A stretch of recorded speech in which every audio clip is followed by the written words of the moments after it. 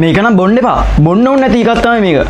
Hi ගාස් ඉතින් කොහමද? අද මම ඔයාලට ගෙනාවේ බීන් චූන්නේ තියෙන අයිටම් එකක්. මේක තමයි මේ බ්‍රවුන් ෂුගර් බොබා මිල්ක් ටී කියන එක. මේක උනා රුපියල් 480ක් විතර.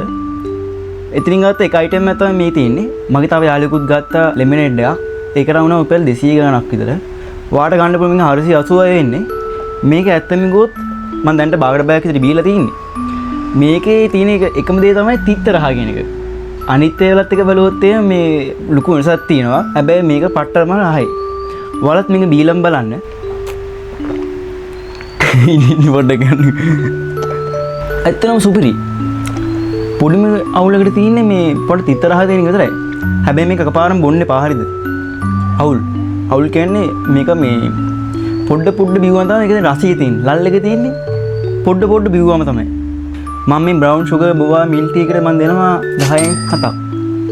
එහෙනම් ඉතින් ඊළඟ වීඩියෝත් අපි හම්බෙමු. මේ වගේ බීන් චූන් හරිද? මේක තියෙන නෝගේ ගොඩ බීන් චූන්නේ තවත් අයිටම් එකකින් හම්බෙමු. බයි.